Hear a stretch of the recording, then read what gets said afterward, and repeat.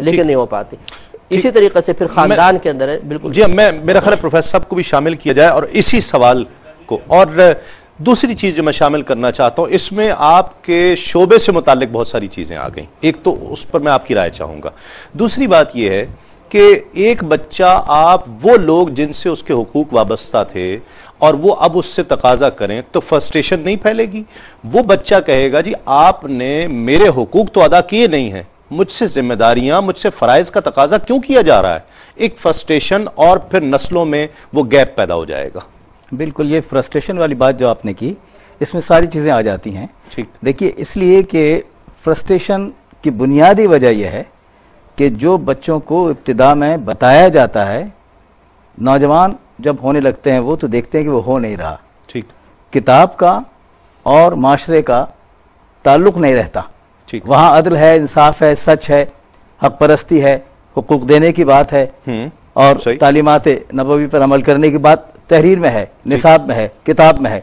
बाहर वो देख रहा है कि ऐसा है नहीं, खुद जायजा ले रहा है तो सूरत हाल बिल्कुल मुख्तलिफ है। तो वो फ्रस्ट्रेशन का शिकार होता है कि किताब में कुछ कहा जा रहा है, किया कुछ जा रहा है। मैं ये भी अर्ज करूं कि नौजवान नस्ल की इस उम्र का जो तायुन थोड़ा सा हमने ढीले ढाले अंदाज में किया है, इसमें 3 सवालात आते हैं नफ्सियाती एतबार से।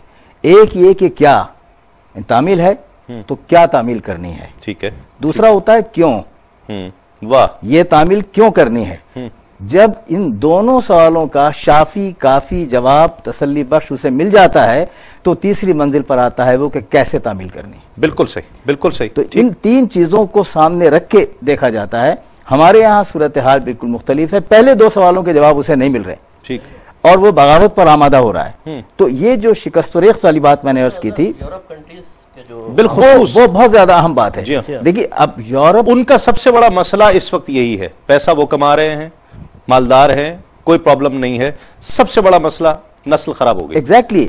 तो यही बात है कि जो घर की इकाई है, घर एक इंस्टीट्यूशन है। मैं तो यहाँ निहायत ही जिम्मेदारी से अर्ज कर रहा हूँ कि इस वक्त आपका जो चैनल है QTV, ये एक इंस्टीट्यूशन का किरदार अदा कर रहा है। अल्हम्दुलिल्लाह। जो काम मदरसों में या तालीम गाहों में होना चाहिए, अगर नहीं हो रहे तो इस जरिए से उन तक बात पहुंच रही है। बहुत से सवाल ऐसे होते हैं नौजवानों के कि वो नहीं कर पाते, लेकिन खुद ब खुद किसी और के सवाल के जवाब में उनकी तशफ़ी होती। ठीक। तो ये तशफ़ी जो है वो बहुत ज़रूरी है। और मगरिब में तो इसलिए ज़रूरी है कि जैसे ही वो घर से बाहर निकलता है, घर वहाँ जजीरा है, ये ख्याल रखें, घर जजीरा है। वाह वाह, और जब तक आप घर को वहां जजीरा नहीं बनाएंगे, उस वक्त तक उसकी तरबियत नहीं होगी। वो उस जजीरे में परवान चढ़ के फिर बाहर निकल के या कायल करेगा या कायल करने की कोशिश करेगा, कायल होगा नहीं। ठीक है, ये जो एक फर्क है।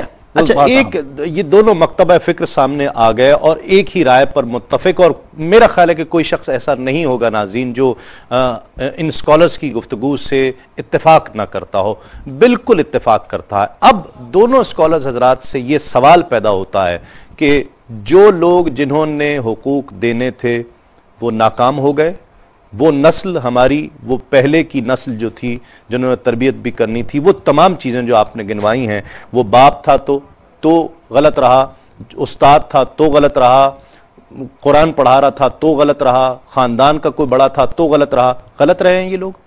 देखिए, मसला ये है कि उनके पास भी एक माकूल उज़र यही है कि हमारी जब तरबियत नहीं हुई तो हम कौन सी तरबियत को आगे मुंतकिल करते हैं। ठीक। अब ये बात आ जाएगी फिर आगे जो जिम्मेदारी पे हम गुफ्तगू करेंगे कि अगर आपको आपका हक नहीं मिला था तो कुछ आपकी अपनी भी जिम्मेदारी तो थी। ठीक। उस जिम्मेदारी को अगर आप पूरा कर लेते तो पिछली नस्ल की जो हक की अदायगी में कोताही थी उसका किसी लिहाज से तदारुक हो जाता। ठीक है। इस लिहाज से काबिल गिरफ्त जरूर कहलाएंगे। ठीक है। अच्छा, हमारे मजहब इस्लाम में जहालत और उज़र है नहीं, क्योंकि अब बहुत ज़्यादा इल्म आम हो चुका है और इल्म के हुसूल के, सही इल्म के हुसूल के ज़राए भी हमारे पास, जैसे हज़रत ने फरमाया, कुतुब पढ़े सब कुछ मौजूद है। ठीक है। उसका प्रैक्टिकल नज़र नहीं आ रहा, थ्योरी है प्रैक्टिकल नहीं है। कोई रोल मॉडल ऐसा नहीं है जो अपनी चलती फिरती तस्वीर बना के अपने आप को पेश करके उस किताब की एक तस्वीर अब सबको दिखाए और उसके अमल को देखकर लोग बगैर किताब पढ़े ही चले हिदायत हासिल कर लें। जैसे हमारे नबी करीम सल्लल्लाहु अलैहि वसल्लम की आयत तय्यबा थी, उस वक्त कोई दूसरी किताब तो नहीं थी ना, लेकिन 40 साल तक सिर्फ सरकार का अमल जो बराह रास्त अल्लाह ताला की तरफ से एक तरबियत थी आपकी, जो किसी किताब किसी इल्म की मरहून मिन्नत नहीं थी, बराह रास्त अल्लाह की तरफ से तरबियत थी। बिल्कुल। तो ऐसा ही इस दौर में भी होना चाहिए था। ठीक। तो अगर वो एक तो उनके पास ये उज़र है, लेकिन इस उज़र को हम यूं रद्द कर देंगे कि आपको अपनी जिम्मेदारी का एहसास तो करना चाहिए था। ठीक है। अब अगर ऐसा हो गया है तो बात वही है कि जो कुछ पीछे हो चुका है, हम उस लकीर को पीटते रहेंगे तो कभी भी तामीर और तरक्की की तरफ नहीं चल सकते हैं। ठीक है, बिल्कुल। तामीर और तरक्की वाली सोच ये है कि जो उनकी कोताही हो गई। अब जो इस दौर की नस्ल है उसे वो सोचना चाहिए कि चलो उनकी तरबियत नहीं, हम उनका उज़र कबूल कर लेते हैं। ठीक है। हम इसको उज़र बना के अपनी आगे वाली नस्लों के लिए अपनी एक बुरी मिसाल कायम ना करें। ठीक, बिल्कुल। हम अपनी जिम्मेदारी को महसूस करके अच्छे रोल मॉडल बनकर दिखाएं और मेहनत करें, और जिस तरीके से उनकी तरबियत नहीं हुई उन तमाम उमूर पे हम तवज्जो करके अपनी शख्सियत को कामिल करके, ज़ात को कामिल करके इसके अच्छे असरात मुरत्तब करके दुनिया से रुखसत। सही। नाज़रीन, बहुत अहम चीज़ों, अहम गोशों पर प्रोफेसर साहब ने भी, मुफ्ती साहब ने भी तवज्जो दिलाई है और बहुत अहम नुकात पर रोशनी डाली है। और ये बहुत ज़रूरी है कि हम अगर कुछ भी हो चुका है माजी में, अगर हमारे बड़ों से या हमसे कोई कोताहियाँ हो गई हैं हुकूक और फ़राइज़, हुकूक लेने में और फ़राइज़ की अदायगी में, तो यकीनन उस पर अब ऐसा तो नहीं किया जा सकता कि उस दुख का ही इजहार करते रहें, हमें हल की तरफ आना पड़ेगा। अब जो आने वाली नस्ल है, जो नौजवान नस्ल है, जिसके हाथों में बागडोर है अब आने वाले मुस्तकबिल की, उसे क्या करना चाहिए है, इस चीज़ को तस्लीम करते हुए कि उमूमी तौर पर उन्हें उनके हुकूक नहीं मिले हैं। और मुफ्ती साहब ने बड़ी खूबसूरत बात की कि नाम रखने से तक से उनको हुकूक नहीं मिले हैं। अब वो क्या करे, अगर हुकूक नहीं मिले हैं तो क्या ये कोई जस्टिफिकेशन होगी कि हमें हुकूक नहीं मिले तो हम फ़राइज़ भी अदा नहीं करेंगे? क्या ये जस्टिफिकेशन है? ये कोई हट धर्मी नहीं है? इस पर मजीद गुफ्तगू करेंगे। क्या ये जस्टिफिकेशन है किसी की तरफ से कि मुझे हुकूक नहीं मिले, मुझसे फ़राइज़ की बात क्यों करते हो? देखें, एक तरीके से तो किसी को एहसास दिलाने के लिए अगर सिर्फ ये जुमला कहा जाए तो इसमें तो कोई हर्ज नहीं है। बाज़ औक़ात होता है कि हम सामने वाले को उसकी जिम्मेदारियों में कोताही का एहसास दिलाने के लिए इस किस्म के जुमले कहते हैं। ठीक है। लेकिन इस किस्म के जुमले कहने के बाद फिर फ़राइज़ की अदायगी में कोताही के लिए उनको दलील बना लेना यकीन सी बात है, ये गलत है। ठीक है। क्योंकि इसका फिर वही मनफी नतीजा निकलेगा जो आपके साथ हुआ है। ठीक। तो आज आप किसी के सामने कह रहे हैं कि आपने मेरे हक अदा नहीं किए तो फ़राइज़ क्यों मांग रहे हो, तो कल फिर आपकी नस्ल भी आपसे यही कहेगी। ठीक। तो इस दास्ताने गम को आगे बढ़ाने से बेहतर ये है इसको तब्दील किया जाए। ठीक है। और ये माँ बाप का एक अदब भी होता है, एहतराम होता है, टीचर्स का भी। मैंने जो चीज़ बयान की इसका मतलब ये नहीं है कि टीचर्स का अदब और एहतराम नहीं है। ठीक है, उन्होंने कुछ किया, आप उसको वॉच करें, देखें। हमने भी पढ़ा असातिज़ा से, माशाल्लाह आप मेरे किसी भी उस्ताद से पूछेंगे वो हमें यही कहेंगे कि इंतहाई हम बाअदब रहे। ठीक। हमने उनको देखा, वो 100% कामिल थे। हमारा कसूर अक़ल था कि हमें चंद चीज़ें ऐसी लगी कि इनमें और मजीद इंप्रूवमेंट होनी चाहिए। ठीक है। यकीनी सी बात है कि ये सोच रखना और चीज़ है, अदब अपनी जगह है, अदब अपने मकाम पर है। और हम उसमें भी खुस्न कायम करते हैं कि एक माहौल का तकाजा होता है, एक इदारे का तकाजा होता है। बाज़ वक़्त वो करना चाहते हैं लेकिन उस माहौल की वजह से नहीं कर पाते। ठीक है। बाज़ वक़्त तलबा का अपना भी कसूर होता है कि वो उस चीज़ को इक्तिसाब फैज़ की मुकम्मल सलाहियत नहीं रखते, तो फिर उस्ताद ऐसे नाअहलों को समझा के क्या करेगा, तो फिर वो लिमिटेड चीज़ अपनी उनके सामने पेश करते हैं। लेकिन फिर ये अब हमारी जिम्मेदारी थी कि हम गौर तफक्कुर करें कि कभी हम उस्ताद बनेंगे तो हमें इस कमी को पूरा करना है। और हमने फिर कोशिश की है कि जितना हो सके। और अब हम जिनको पढ़ा रहे हैं उन्होंने जो कुछ हमसे सीखा है यकीनन वो हमसे शायद बहुत बेहतर अंदाज में आगे बताएंगे। तो इसलिए इस चीज़ को उज़र ना बनाया जाए कि जी हुकूक में अगर कोताही रही है तो हम फ़राइज़ कैसे अदा करें, फ़र्ज़ तो अदा करने होंगे, इसकी वरना बास पुरस होगी। सही। मज़ीद गुफ्तगू करते हैं। कॉलर है हमारे साथ। अस्सलाम वालेकुम। साहब, मैं ऐसे बात कर रहा हूँ मदीना मुनव्वरा से जी। माशाअल्लाह माशाअल्लाह। देखें कैसे रमजान कैसा मुबारक हो आपको भी और आपकी पूरी टीम को जी। आमीन आमीन। अल्हम्दुलिल्लाह, अल्लाह का बहुत शुक्र है। आपका प्रोग्राम देखते तो माशाल्लाह बहुत अच्छा लगता है। जो मदीने की कोई नात आती है तो हमारे जो जिस्म के बाल हैं ऐसे लून से खड़े हो जाते हैं। बस इसी तरह जब आपने कहा ना कि मैं मदीना मुनव्वरा से बात कर रहा हूँ तो हमारी कैफियत भी ऐसी ही थी कि कैसा करम हुआ है कि उन फजाओं से उन फजाओं से आवाज डेली अपनी कॉल मिलाने की कोशिश करता हूँ। एक तो माशाल्लाह नंबर नहीं मिलता, पता नहीं क्या बात। आज अल्लाह का बहुत शुक्र है कि मेरा नंबर मिल गया। चले, बड़ी मोहब्बत आपकी, मुझे बहुत खुशी हुई। मेरा एक सवाल है जी कि हम लोग उम्रा पे जाते हैं मक्का पाक में, तो वहाँ जब उम्रा खत्म हो जाता है उसके बाद हमारा ऐसे दिल पे काफियत आ जाती है कि जल्दी से यहाँ से चले जाएं, मदीना वापसी चले जाएं। जैसे मदीना पाक में आ जाते तो बिल्कुल सुकून आ जाता है। और दूसरा, कोई ऐसा मसला होता है तो जब अल्हम्दुलिल्लाह हरम पाक में चले जाते, मैं बिल्कुल हरम पाक के बराबर में, जैसे यानी 10-20 फुट के यानी होटल है सामने, वहाँ पे जॉब करता हूँ जी। अच्छा। तो जब रसूल पाक सल्लल्लाहु अलैहि वसल्लम का रोजा मुबारक नजर आता है तो उस पे दुरूद सलाम भेजना चाहिए, सलाम भेजना चाहिए जी। और अल्हम्दुलिल्लाह जब भी हम लोग ड्यूटी पे जाते हैं और आते हैं, रोजा मुबारक सामने नजर आता है, उसमें हमारे को बहुत सा फायदा भी होता है जी। ये मेरा सवाल है जी। बिल्कुल आपको बताते हैं। और एक सवाल और है कि जो हमारे पाकिस्तान से उम्रे पे आते हैं लोग और लेडीज ऐसा लिबास पहना होता है, बिल्कुल फाशा दौर का लिबास है, कपड़े ऐसे बिल्कुल बारीक और पतले, कम से कम इनको मदीना पाक में तो आन के ये होना चाहिए जी, ऐसे अपने जिस्म की नुमाइश तो नहीं होनी चाहिए। बिल्कुल आपको बताते हैं। और एक गुजारिश है आपसे कि हम सब का, पूरी टीम का, और हाजी अब्दुल रऊफ साहब यकीनन जो हमारे सरबराह हैं और जिनकी मोटिवेशन से अल्हम्दुलिल्लाह ये चैनल काम कर रहा है, जिसके लिए लोगों की तारीफ आती है, तो सबसे पहला हकदार जो शख्स है वो हाजी अब्दुल रऊफ साहब हैं। और उनका भी और उनकी सरबराही में हम सब का सलाम सरकार की बारगाह में पेश कीजिएगा।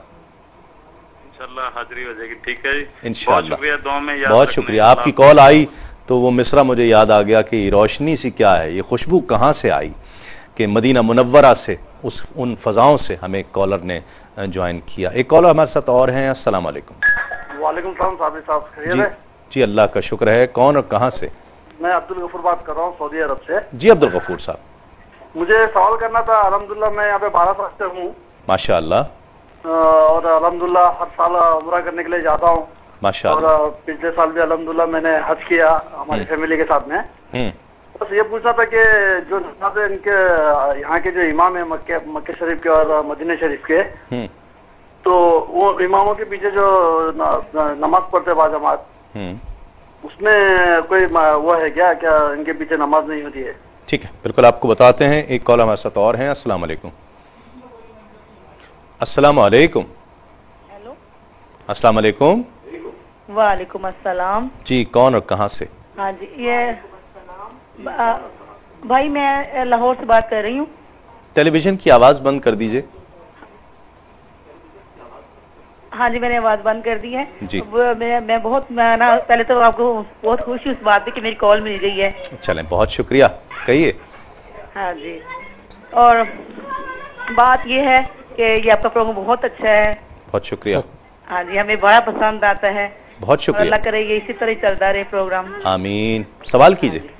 सवाल ये है कि आपने कहा है कि ये बच्चों के नाम आपने कहा है, तो अक्सर लोग बच्चों के नाम रखते हैं, जैसे प्यार से अक्सर लड़कियों के नाम लोग पप्पी वगैरह इस तरह के नाम होता है और उनको मीनिंग का पता नहीं होता। तो इस तरह के आप सवाल में लोगों को भी इंफॉर्मेशन के लिए बताना चाहती हूँ कि लोगों को कि आप थोड़ा सा दें कि नाम ऐसे भी होने चाहिए जैसे उनका मीनिंग भी मालूम करे, इसका मीनिंग क्या है। ठीक है। और दूसरी बात ये मैंने पूछी थी कि तरावी जो पढ़ते हैं हम लोग, तो ये मुफ्ती साहब ने बताया था कि 2-2 रकत पढ़नी चाहिए। ठीक है। तो आया कि लेडीज भी, औरतें भी, यानी कि अगर उनके पास टाइम हो तो 20 ही पढ़े वो भी। अच्छा, चलें, बिल्कुल आपको बताते हैं। और मैं कोशिश करूंगा अगर कोई ऐसी गुंजाइश है दीन में तो वो अगर औरतों के लिए कम कराई जा सके, ये तो मुफ्ती साहब ही जवाब दे पाएंगे। एक कॉल और शामिल करते हैं। अस्सलाम वालेकुम। अस्सलाम वालेकुम। अस्सलाम वालेकुम। वालेकुम अस्सलाम। जी, कौन साहब और कहाँ से? मैं जबलपुर से बात कर रहा हूँ। अच्छा। जबलपुर से बात कर रहा हूँ। जी जी। मेरा नाम मोहम्मद मासूम अली है। जी मासूम अली साहब जी, वो मेरे इधर आलम मतलब आतिशबाजी का काम होता हैगा। किसका? आतिशबाजी का काम होता है मेरे इधर। आतिशबाजी का। अच्छा, तो मतलब ये पूछना रहा पापा लोग, मतलब वो काम जायज है कि नाजायज है? आपको बताते हैं। बहुत शुक्रिया। जी मुफ्ती साहब। देखिए, पहले तो एक मैं गुजारिश करूंगा तमाम हमारे जो भी कॉल करते हैं कि जब भी सलाम करें तो तमाम अहले मजलिस को करें। बाज़ औक़ात 1-2 शख्सियात को मखसूस कर लिया जाता है, ये आदाब मजलिस के खिलाफ है। सबको सलाम करें तो बहुत मेहरबानी होगी। एक ही बहन ने पूछा था कि सलात व तस्बीह का तरीक़ा क्या है। वैसे कल बता दिया था शॉर्ट में, मैं अर्ज़ कर देता हूँ तो कुछ नए देखने वाले भी होते हैं कि ये 4 रकत नफल नमाज है। तो नफल की नीयत से इसका आगाज़ करेंगे। सना पढ़ने के बाद पहली रकात में सना के बाद 15 बार ये तस्बीह हाथ पढ़ी जाएंगी, सुभान अल्लाहि वल्हम्दुलिल्लाहि वला इलाहा इल्लल्लाहु वल्लाहु अकबर। फिर क़िरात होगी, क़िरात के बाद फिर 10 मरतबा इस तस्बीहात को पढ़ेंगे तो क़ियाम में 25 हो जाएंगी। फिर रुकू की तस्बीहात के बाद 10 मरतबा, फिर कौमे में 10 मरतबा, फिर पहले सजदे में तस्बीहात के बाद 10 मरतबा, फिर 2 सजदों के दरमियान बैठकर 10 मरतबा, फिर अगले सजदे में तस्बीहात के बाद 10 मरतबा। इस तरह कुल 75 मरतबा हो जाएंगी चारों रकतों में। इसी तरह करना है।